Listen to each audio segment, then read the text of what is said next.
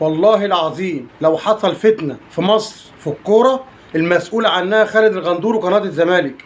خالد الغندور عامل فتنة في البلد في الكورة، والمسؤول عن الكلام ده كله قناة نادي الزمالك. هي اللي هتعمل فتنة في الكورة، هتعمل مشكلة كبيرة لمصر. وهسمعكم دلوقتي خالد الغندور بعد ماتش امبارح بتاع الإسماعيلي قال إيه، وهسمعكم وهرجع أرد عليه معاكم. اسمعوا.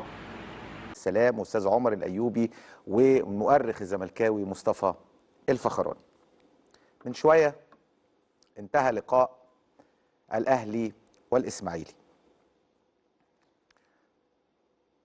حصل كارثه تحكيميه بمعنى الكلمه، زي كارثه تحكيم كده بتاعت ماتش الاهلي والرجاء في السنه اللي قبل اللي فاتت، اما الكره جت في الركبه واتحسبت ضربه جزاء للنادي الاهلي. النهارده لعيب جاب جون في الركبه اتحسبت وجات هدف، احتسبت هاند بول على محمد حسن، اللي اقسم بالله ان الكره ما جاتش في ايده، واللي زاويه واضحه وضوح الشمس ان الكره ما جاتش في ايده. هل يكتفي بكده؟ لا. مدبولي ضربة جزاء 100% في الشوط الاول، وضربة جزاء بعد خطأ من محمد عبد المنعم من انفراد تام بالمرمى. الشبراوي بيخش في ظهره بيزقه، بيقع الشبراوي. الغندور بيجي في الشاشة ما فيهاش حاجة، ما فيهاش حاجة. حسام عزب قال لي في الفار ما فيهاش حاجة. حسام عزب ابن الكابتن عزب حجاج، والكابتن احمد الغندور اللي عمه الكابتن جمال الغندور. طبعا كابتن جمال الغندور في التحكيم قده ديشيليون مره، في الشخصيه في الكاريزما وفي التحكيم وفي النواحي الفنيه وفي عدم الخوف من المباريات والتحمل الضغوط، حاجه مختلفه يعني. النهارده مصيبه في التحكيم، مصيبه بمعنى كلمه مصيبه. النهارده كان لين احمد الغندور، الاهلي قرب ياخد الدوري او الاسماعيلي ينزل. النهارده الحكم حسب الهدف ومساعد الحكم حسب الهدف، الاثنين احتسبوا الهدف، لكن حسب حجاج جاب له زاويه مش مبينه اساسا الكره جت ولا ما جاتش. يعني جايب له الزاويه اللي في الظهر اللي منحها دي، مش من ورا الجون اللي بتبين اكتر ان الكره ما جاتش خالص في الايد. شفتم وسمعتم الكلام اللي خالد الغندور ده بيتكلمه، كلام ملوش فيه. قناة الزمالك طالعة وعاملة فتنة بين الأهلي والإسماعيلي، ومدخلة مداخلات جامدة، وعمال يتكلم يقول لك فجر تحكيمي ومش عارف خطأ تحكيمي ومش عارف الأهلي راشي مين والأهلي عامل إيه والأهلي مسوي. الكلام ده يا جماعة كلام كبير. الكلام ده الناس دي ملهاش حجة، الناس دي جحدة على النادي الأهلي. خالد الغندور وامثاله جاحدين على النادي الأهلي، مش لاقيين اي كلام يقولوه. بيقول لك فجر تحكيمي، ده مذيع والمصحف ما مذيع، مش عارف اصلا قيمه الكرسي اللي هو قاعد عليه. انت لو تعرف يا خالد الغندور قيمه الكرسي اللي انت قاعد عليه مش تتكلم الكلام دوت. حرقك قوي بعد احترامي للجمهور الاهلي قوي. محمد هاني عمال تغلط في محمد هاني دول حامل حمى. ما هو واحد عمال يقل ادبه على جمهور الاهلي، واحد في قلب المعلم باهر المحمدي. المعلم باهر المحمدي عمال يقل في ادبه على جمهور الاهلي ويشاور له. ما الجمهور يقول اللي هو عايزه يا عم. هو في جمهور في مصر ما بيشتمش؟ في جمهور في مصر ما بيقعدش يزوغ الفرقه الثانيه؟ ما انت عايز ايه؟ انت عايز ايه يا خالد يا غندور؟ انت عايز ايه بالظبط؟ طالع بكل صفار وبكل حقد تغلط في النادي الاهلي بعد الماتش، وعمال تتكلم تقول لك ليه ضربه جزاء والجون جون وبلا مش عارف ايه، والحقد شغال والكره شغال. ما تخليك في ناديك والخيبه اللي انتوا فيها، خليك في خيبتك اللي انت فيها، وان شاء الله يوم 13 هرد عليك. خليك في خيبتك وحقدك للنادي الاهلي. ايه الكراهيه دي يا جدع؟ ايه يا جماعه اللي احنا شايفينه كل يوم ده؟ والله العظيم ده حاجه قله ادب. وعمال تدخل مداخله وهسمعها لكم دلوقتي مع نائب رئيس الاسماعيلي، بيقول له يا دكتور. انا مش عارف دكتور في ايه ده، مش عارف نائب رئيس نادي الاسماعيلي دكتور في ايه. يقول لي لو دكتور يقول لي. بقول له يا دكتور هسمعكم الدكتور نائب رئيس الاسماعيلي قال ايه، وهرجع ارد عليه ان شاء الله بدون مقاطعه. هرد عليه رد جامد قوي. اسمعوا. الصديق العزيز والاعلامي الزميل الدكتور محمد شيحة، طبعا نائب رئيس نادي الإسماعيلي السابق. يا دكتور محمد، ازيك عامل ايه؟ كابتن خالد، مساء الخير يا حبيبي. حبيبي، انت بقيت دكتور دلوقتي انا عارف، صح؟ الحمد لله، لسه المناقشه، بس على المناقشه. ايوه، هم الناس بيستبقوا الاحداث. يعني خلاص قربت يعني. مجلس الجامعه وافق على المشروع، لسه المناقشه. ان شاء الله باذن الله، وان شاء الله المناقشه وتبقى دكتور ان شاء الله باذن الله. دكتور ان شاء الله يا حبيبي. دكتور، اتفرجت على الماتش النهارده؟ انا لسه راجع من المباراه. وانا في قمه الحزن والاسى من جماهير النادي الاهلي. يعني ايه كميه الكراهيه للاسماعيليه وللنادي الاسماعيلي ده؟ ايه اللي حصل؟ قول لي ايه بالظبط. اللي انتوا بتعملوه ده؟ اللي احنا سمعناه. ايه كم الاهانات وكم التجاوزات دي؟ ايه يا جماعه ده المفروض ان انت راجل كسبان وبطل الدوري، انت بتكرهني كده ليه؟ هو انا عملت لك ايه؟ ده انت صفيت فرقتي على مدار السنين.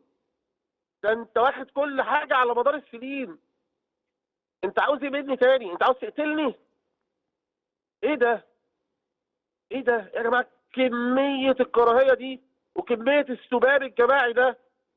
انا عاوز اشوف بس الاستاذ جمال علام والاستاذ احمد دياب المحترمان هيعملوا ايه مع جمهور النادي الاهلي. سباب طول ال 90 دقيقه ما بيشجعوش فرقتهم. ما بيشجعوش فرقتهم. عمالين يشتموا في اسماعيليه وبورسعيد، نشيلهم اسماعيليه وبورسعيد من مصر، نشيلها من على الخريطه. يعني هو جمهور النادي الاهلي جاي يشتم في اسماعيليه؟ على فكره اعتقد جمهور النادي الاهلي اللي جاي ده جاي بعربيات مجلس اداره النادي الاهلي وفرها للجمهور عشان يكون عامل مساعد لوصولهم لبرج العرب. بص يا كابتن خالد، اللي انا شفته ان مجلس اداره تعاملوا بمنتهى الاحترام معانا واحنا قاعدين، حتى لما حصل بعض التجاوزات الوزير العمري فاروق والدكتور محمد والاستاذ طارق قنديل قاموا يعني وقالوا طبعا ده جمهور ومنافسه وكذا، بس المنافسه مش كده. المنافسه اللي احنا عملناه واللي عمله العمري بيه ان احنا نسلم على بعض وشيك هاند.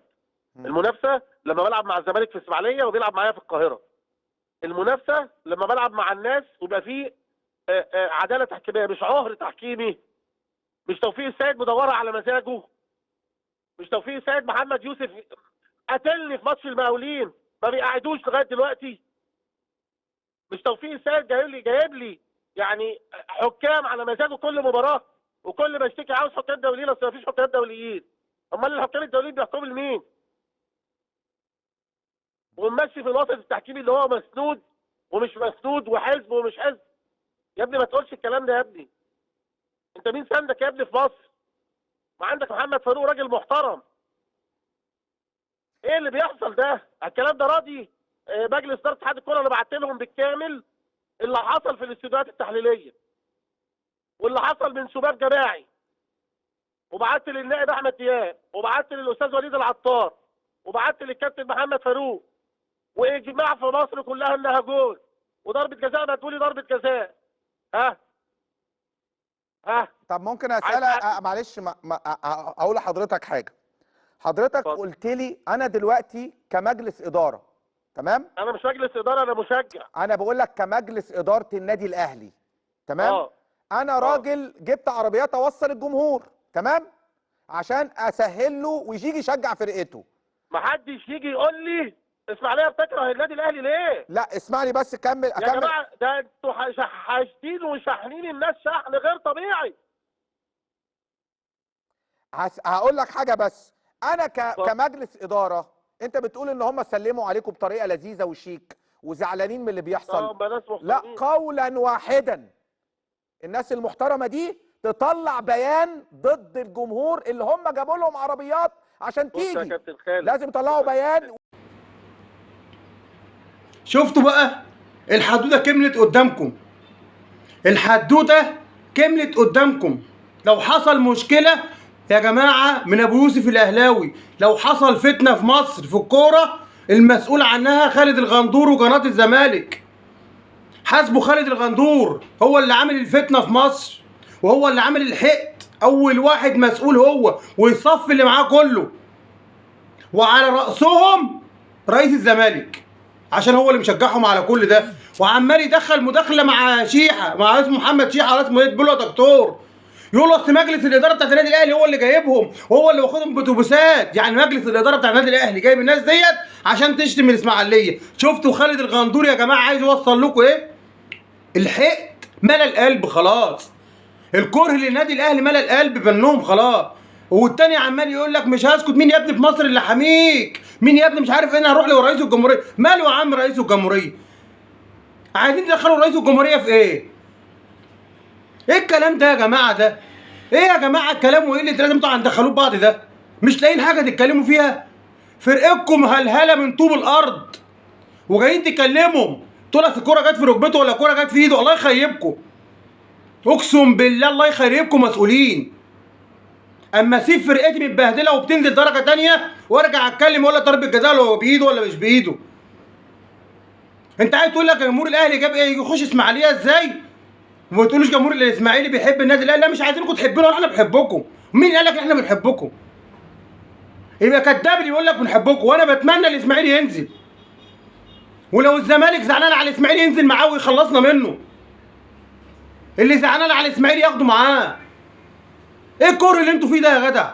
عيب عليكم، عيب عليكم. ده النادي الاهلي هو اللي مشرف الكره المصريه. هو انتوا في حد بيوصل نهائيات افريقيا النادي الاهلي؟ ده انتوا لو ربنا كان مديكم وبتوصلوا نهائيات افريقيا كنتوش عملتوا فينا ايه؟ والمصحف كنتوا عملتوا فينا ايه؟ بس ربنا هو حق، عارف اللي انتوا مرضى، عارف اللي انتوا جمهورنا مرضى. لو خدتوا بطولات زي النادي الاهلي كنت زمانكم عملتوا فينا ايه؟ بس ربنا ان شاء الله ينصرنا عليكم كل سنه وهيضحكنا عليكم كل سنه. ايه الغل اللي فيكم ده؟ ايه يا عم ده الواحد لما بيشوف خير عند واحد بيقسم بالله بيفرح. ايه يا جدع ده يا جدع انت وهو؟ شوفوا خبيبكم انت وهو عمالين تكلموا عن النادي الاهلي وتسبوا مجلس الاداره وعمالين تسخنوا على النادي الاهلي تقولوا اصل النادي الاهلي هو اللي واخدهم بالاتوبيسات. هو احنا اللي بناخد بالاتوبيسات وبنجيب لهم؟ احنا اللي بنطلع على وجباتنا نقول لهم قولوا ايه؟ احنا اللي بنجيب القطوره؟ احنا اللي بنجيب التكاتك وبيويها؟ عيب عليك يا عم خالد، عيب. كابتن ايه وبتاع ايه؟ بلا انت كابتن بلا بتاع. واللي يقول لك يا كابتن ده يبقى غلطان. اه والله. والمصحف اللي يقول لك يا كابتن يبقى غلطان. والمسؤول عن كل حاجه فيها فتنه في مصر في الكوره خالد الغندور. والله يمين الله وحياة سيدنا محمد اللي انا بقوله ده حقيقه. خالد الغندور هو المسؤول على كل حاجه بتحصل. انت مالك يا عم المداخلات وجبت شيحه وعملت فيلم ودكتور ومجلس الاداره؟ دخلت كله في بعضه ليه؟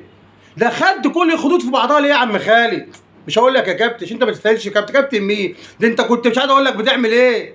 افكرك اما كنت بارك الشبشب بتعمل بيه ايه؟ افكرك يا خالد يا غندور كنت بتعمل ايه بايدك؟ ان شاء الله هفكرك بده كله وهجيب لك كل حاجه وهوريها للناس. هوري تاريخك الاسود للناس عشان اوري لهم ده الحقد جه منين؟ من كتر الغلب اللي اتغلبته ومن كتر البهدله اللي انت اتبهدلتها مع فرقتك من النادي الاهلي. انت كان نفسك تبقى اهلاوي بس الاهلي ما عملكش الشرف ده. صدقني الحقد ده مش هيجي غير كده. انت كان نفسك تبقى في النادي الاهلي صح؟ وعمال تطلع تقول ابويا اهلاوي ابويا اهلاوي. اقسم بالله ما تعرفوا حاجه عن النادي الاهلي. بعد احترامي لابوك ولا اي حد ما تعرفوش حاجه عن النادي الاهلي. والنادي الاهلي ما يشرفوش اللي انتوا تبقى اهلاويه. بالله عليكم كل اللي يشوف الفيديو ده يبوسي في الاهلاوي يدي اللايك عشان بامر الله صوتنا يوصل. مش هيوصل الا بربنا وبيكوا يا احسن ناس. سلام عليكم.